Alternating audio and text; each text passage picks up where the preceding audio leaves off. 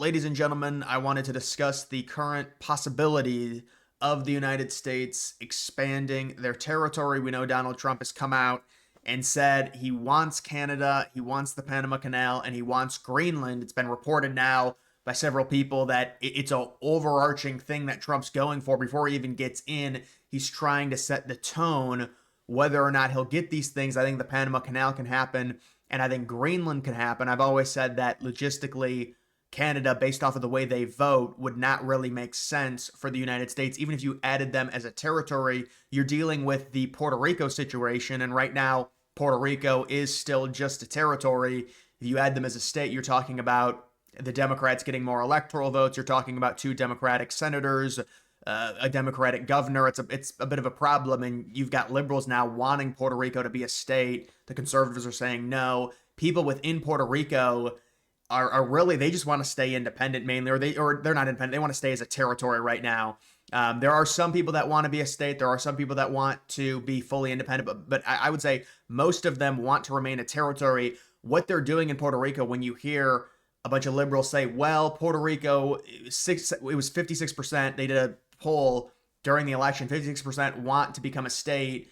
There's no option to stay as is. And most of the people within Puerto Rico, they protest those polls because they don't like them. Many of them just want to remain a territory. And so when you're dealing with something like Canada, whether you add them as a 51st state, whether you split them up into 4 different states because of the population, stuff like that, and where it's all located, if you make them a single state, it's going to look really weird because it's a massive plot of land. So you would split them up. The problem is many of those people are liberal.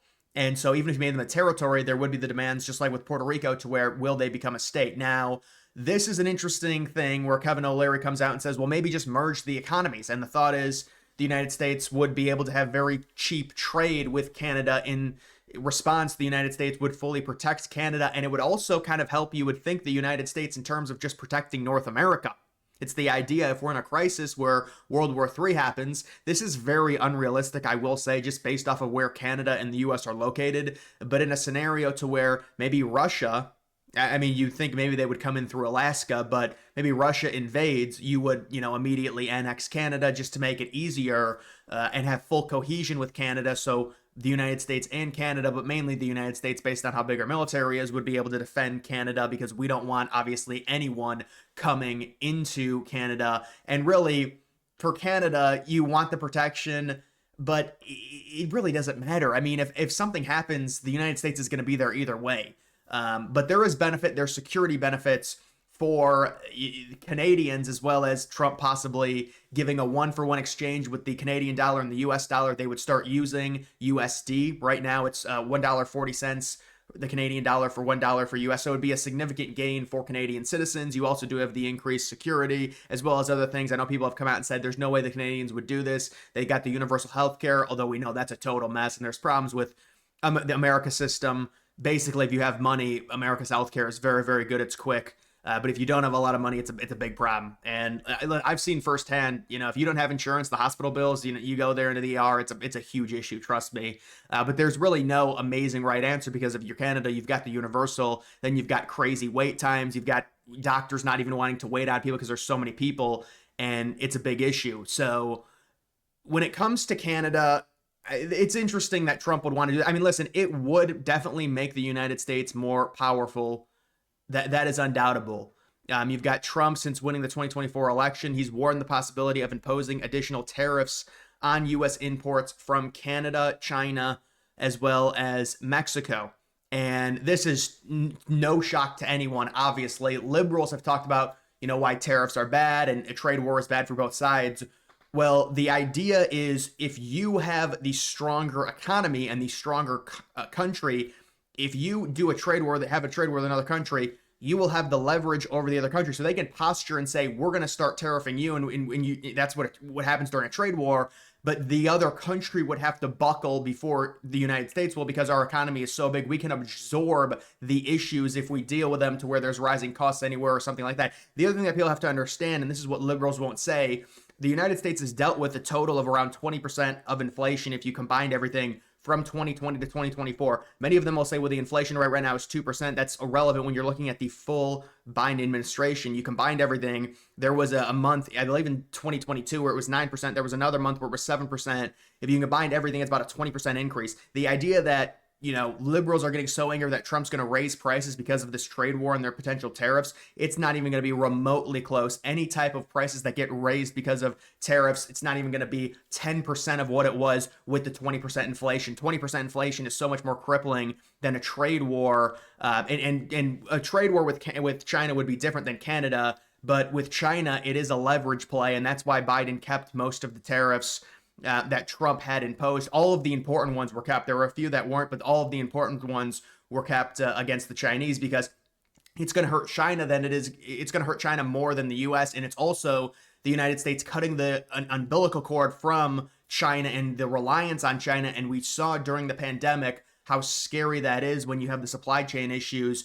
Everything, we should be able to produce everything in the United States. Of course, you have the problem with it costing more money in the United States. That's why you have to give businesses incentives to create their product and produce their product in the U.S. And that's going to help everyone with jobs and everything like that, even if you do have some hardship. That's why Musk came out and said there might be some hardship early on, and then liberals took it and ran with it.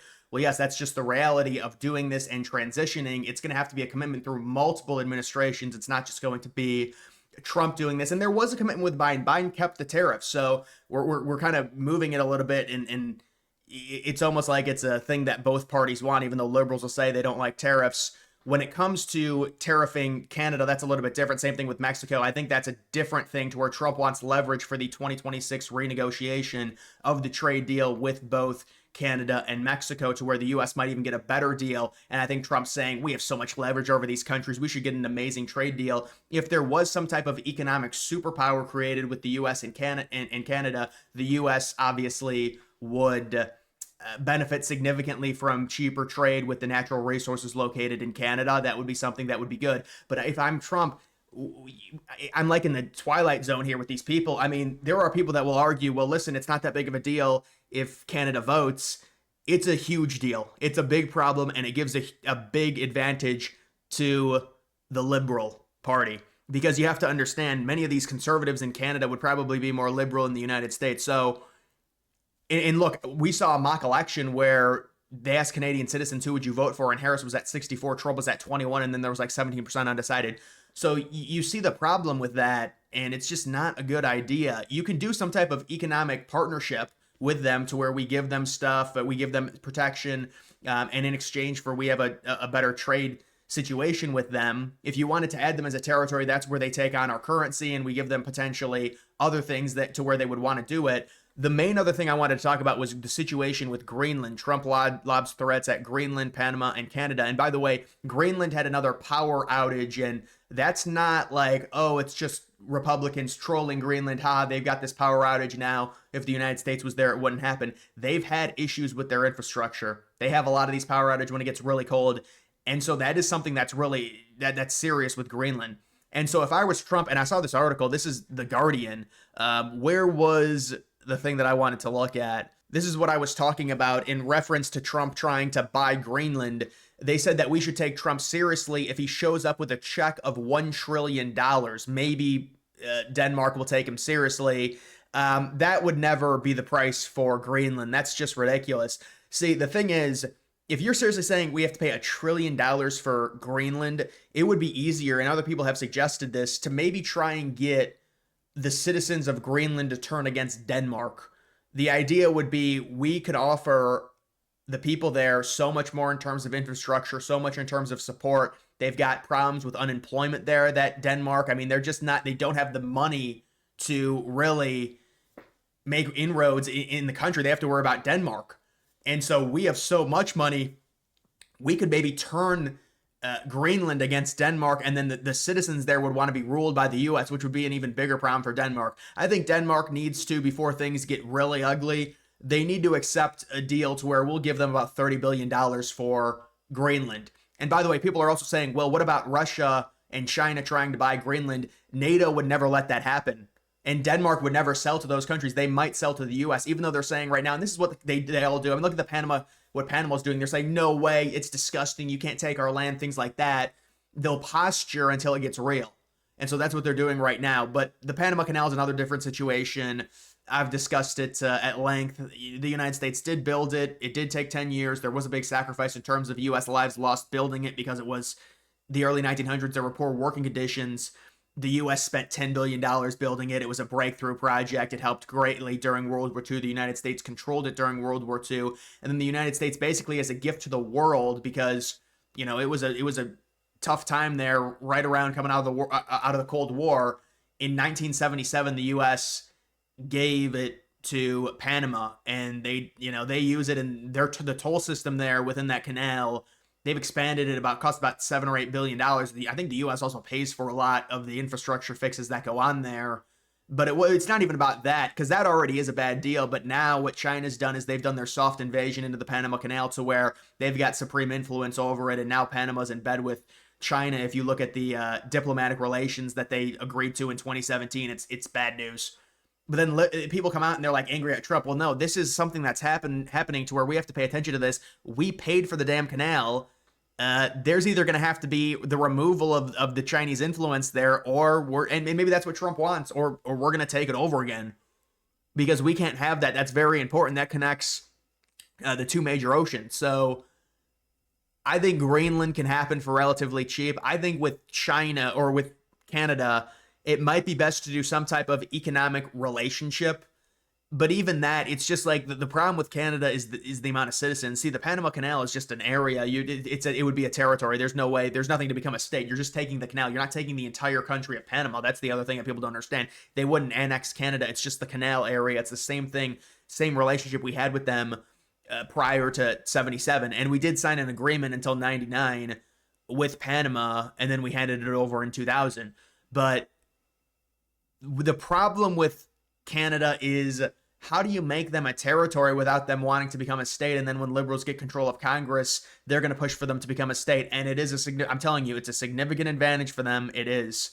You're adding a lot of electoral votes. Those people are not. I know they're like, oh, a conservative's going to come into the White House. These things work, and they're going to be more liberal. I mean, they are still more liberal than the United States. So it's like, I don't know why you would want to add that right now. And you're also limiting your vote. There's going to be less power now if you've got more people into the electorate. And so it's like, it just doesn't make sense to do that. I understand we want to expand this and make the country bigger, and it looks really badass on a map. I get it. And you also get a ton of natural resources for free. But there is the potential that Trump strong arms Canada anyways in the 2026 renegotiation to get a significantly better trade deal. I mean, what type of leverage does Canada really have? They can threaten tariffs against the United States, which of course they've done, because that's what you're going to do if you're a country being threatened by a superpower. You're going to say, screw that. We're not going to just give in to you, because they hope that the Democrats really pressure Trump and say, no, we're not doing this. You're going to raise prices in the United States. But if Trump holds to his guns and say, no, we're going to go through a trade war with Canada, the United States will win the trade war because the United States is a bigger economy and is not as reliant on Canada as Canada is the U.S. That's if Trump wants to go through all of that, which is something that could hurt his approval rating because it would cause some things to happen if we're not trading with Canada. I think it's mainly a leverage play, and there's not going to be a trade war with Canada. But that's another thing to where it's more complicated because there is a renegotiation in 2026. So I think the Panama Canal and Greenland are most likely. And I think Trump is going to want it as cheap as possible.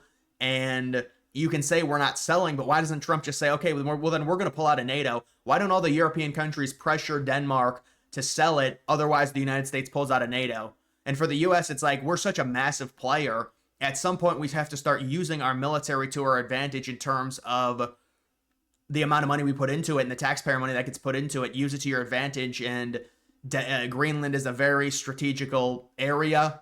The Arctic is getting more and more relevant with the changing in the climate, as well as just the amount of natural resources on Greenland. It's an important area. And this is not something that's brand new to where it's like, wow, Trump. I put out a video in the summer and said that Trump was going to want to buy Greenland again. He said it in 2019. Other American presidents have said they wanted Greenland as well. This is nothing new.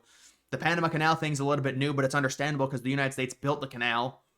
The Canada thing is, they're a part, obviously we're significantly stronger than Canada and they border us and we do trade with them. So you would think, well, why don't we just make it to where we get that stuff for free if we're way stronger than them and we can bully them? but you're trying to be diplomatic about it. So it's interesting either way, but I do think the Panama Canal and Greenland can happen. I think Canada may be in some type of economic agreement rather than adding them. Their population is just very liberal, and it doesn't make sense to add them at this point unless it's just going to be a very big uphill battle if you add them. I understand you're getting a lot of natural resources, and there is the idea that maybe Trump can swing a lot of those people if he gives them some serious benefits, like possibly lower taxes, more money. We get it with the exchange rate, but that's a big risk to take. So either way, guys, that is going to do it for this video. Make sure you follow me on X. Link to that's always in the description.